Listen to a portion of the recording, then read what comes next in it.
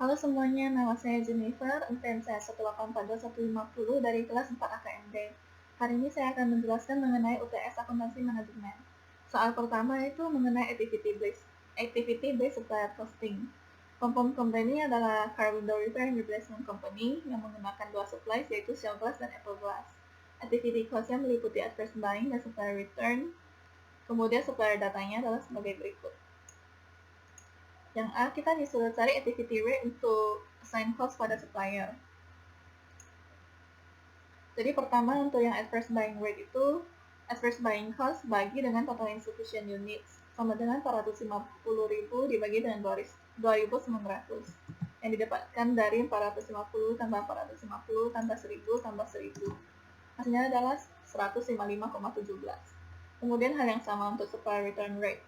Supplier return cost kita bagi dengan total return units, yaitu 115.000 dibagi dengan 1.380 sama dengan 83,33. Kemudian untuk yang B, kita disuruh cari total unit purchase cost untuk masing-masing komponen dari masing-masing suppliernya.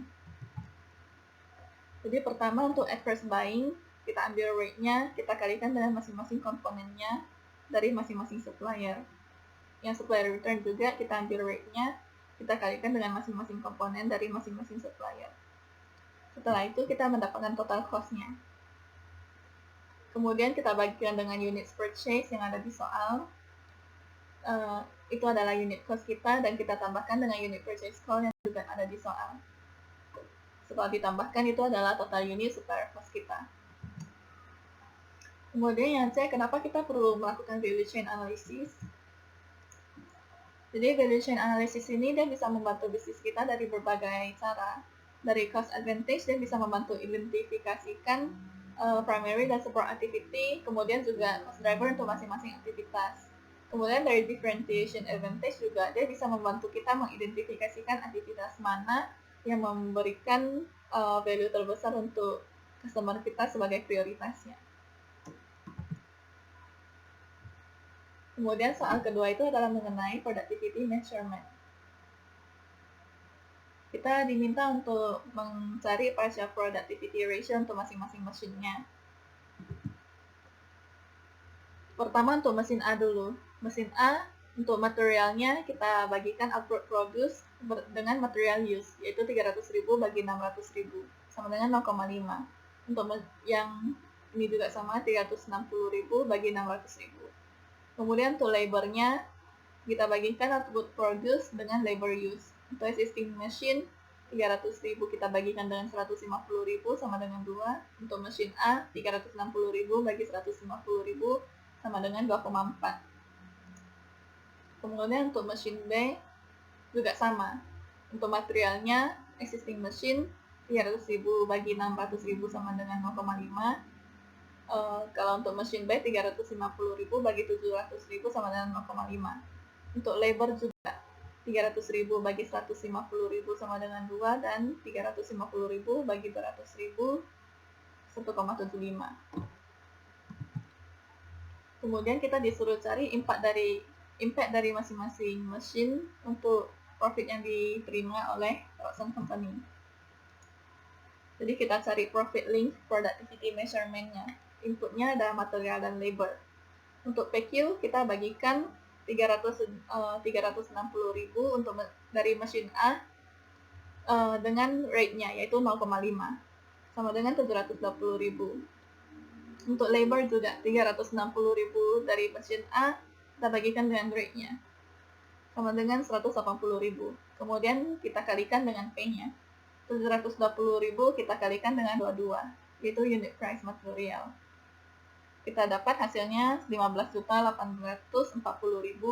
dan untuk labor juga 180.000 kita kalikan dengan unit price labornya yaitu 15 sama dengan 2.700.000. Kemudian untuk AQ-nya adalah 600.000 sama 150.000.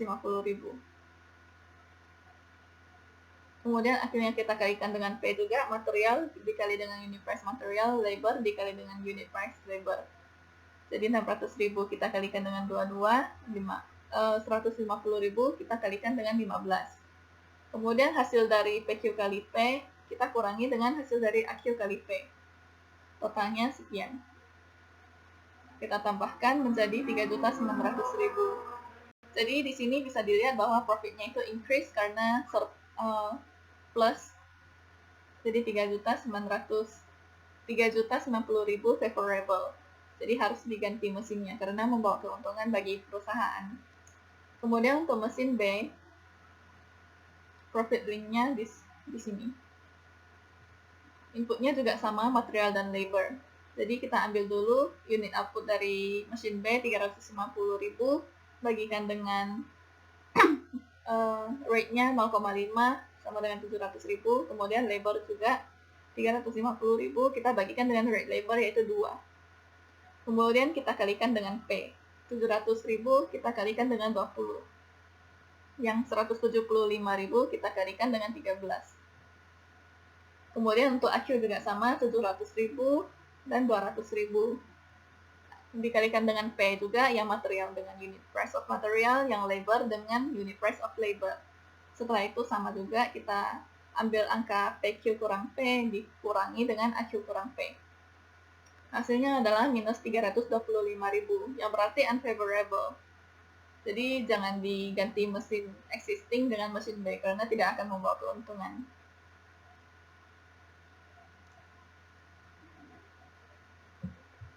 Soal ketiga itu adalah mengenai theory of constraint. Kita diminta untuk unit dari setiap produk yang harus diproduce untuk memaximize profit. Dan dicari juga contribution margin-nya.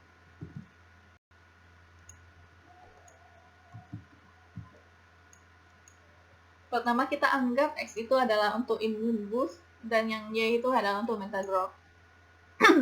Kita X kurang dari 400.000 adalah karena dia tidak bisa menjual lebih dari 400.000. Dan Y tidak bisa lebih dari 480.000 adalah karena Y juga immune boost tidak bisa jual lebih dari 480.000. Kemudian 1,6X tambah 0,8Y kurang dari 640.000. Itu dari 1,6 machine hours tambah 0,8 machine hours. Itu untuk 640.000 machine hours. Kemudian X tambah 2Y kurang dari 480.000. Itu adalah direct labor hours. Dan 2 direct labor hours untuk mental growth kurang dari 480.000. Karena immune boost menggunakan machine hour dan mental growth menggunakan direct labor hours.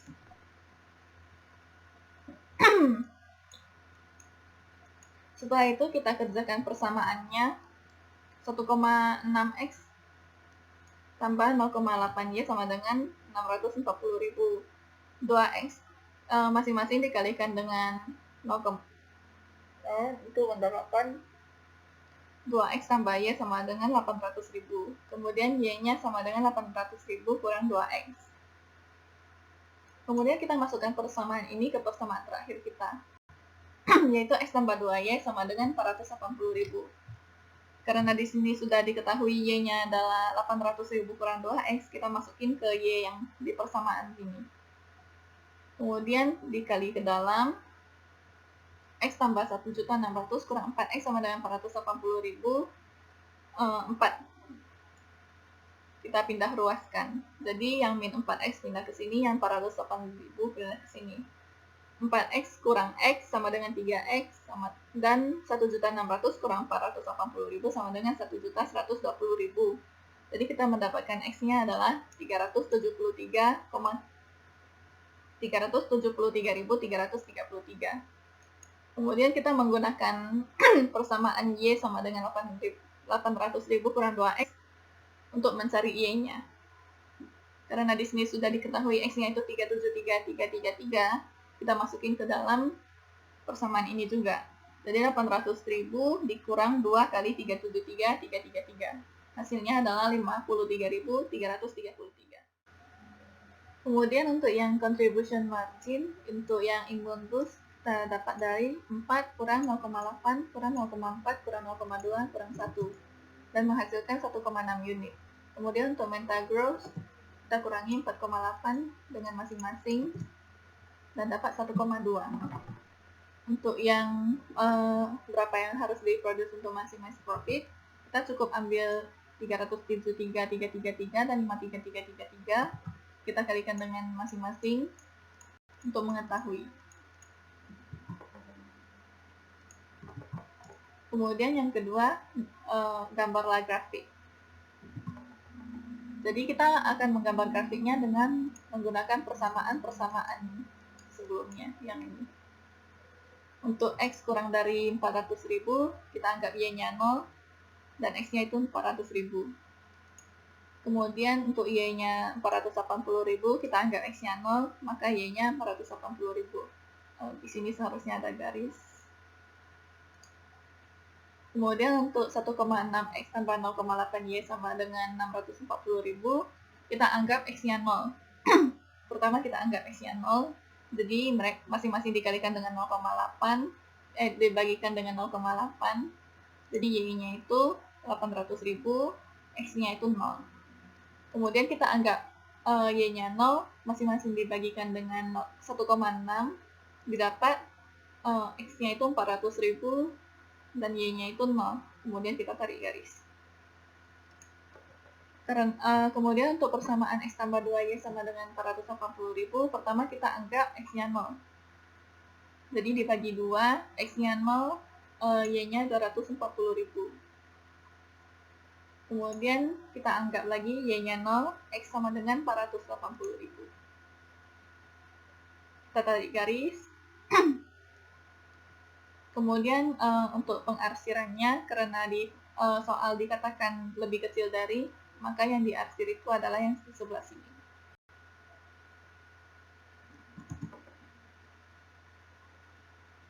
Kemudian soal terakhir itu mengenai inventory management. Pertama kita disuruh mencari EOQ dari Delphina. EOQ itu rumusnya akar dari 2 kali D kali P dibagikan dengan C. Sama dengan akar dari 2 dikali dengan demand-nya 80.000 dikali dengan order cost-nya 15, kemudian kita bagi dengan carrying cost 1,5. Hasilnya adalah akar dari 1.600.000 sama dengan 12,65. Kemudian yang kedua, kita disuruh cari carrying cost, ordering cost, dan total cost. Carrying cost-nya adalah C kali Q bagi 2. Jadi carrying cost-nya 1,5, kita bagikan dengan yang kita dapat tadi. Kemudian kita dibagi 2. Sama dengan 948,75. Kemudian order cost rumusnya P kali D bagi Q. Jadi order cost tadi 15 kali demand 80.000 dibagi dengan hasil pertama tadi 1265 sama dengan 948,62. Total cost adalah carrying cost ditambah order cost. Jadi 948,62 tambah 948,75 sama dengan 1897,37. Yang ketiga, kita disuruh cari reorder point dengan mengasumsikan rata-rata pemakaian per hari itu 250 dan lead time-nya itu 7 hari. Jadi kita tinggal kali aja. 250 kali 7, 1750.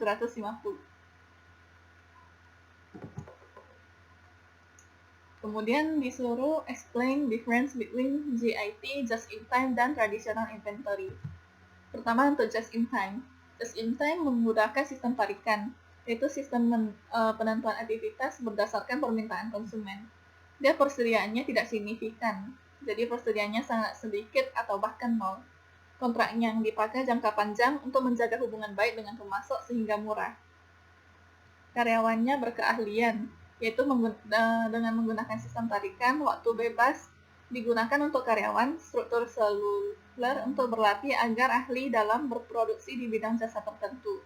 Kemudian gaya pemberi fasilitas. Jadi gaya manajemennya itu sebagai fasilitator. Kalau tradisional inventory, dia sistemnya adalah sistem dorongan, yaitu sistem penentuan aktivitas berdasar dengan dorongan aktivitas sebelumnya. Kemudian persediaannya signifikan, yaitu persediaannya itu banyak. Kontraknya merupakan kontrak jangka pendek, dia menerapkan kontrak jangka pendek dengan banyak pemasok atau supplier supaya bisa dapat harga murah. Karyawannya karyawan spesialis, yaitu berdasarkan departemen tempat kerja, contohnya departemen produksi, operasional, marketing. Gayanya adalah pemberi perintah, yaitu yang umumnya seperti gaya manajemen sebagai atasan. Kemudian yang soal kedua, kita disuruh mencari ELQ. Jadi ELQ ini soalnya caranya rumusnya sama, akar dari 2 kali D kali P bagi C sama dengan 2 dikali demand-nya 35.000, order cost-nya 30 dibagi dengan carrying cost 4. Hasilnya adalah akar dari 525.000 sama dengan 724,57. Kemudian kita juga disuruh cari total cost by order quantity-nya. Jadi pertama kita cari dulu carrying cost-nya, C kali Q bagi 2, yaitu carrying cost kita bagikan dengan 724,57 dibagi 2 sama dengan 1449,14. Untuk order cost-nya, P kali D bagi Q.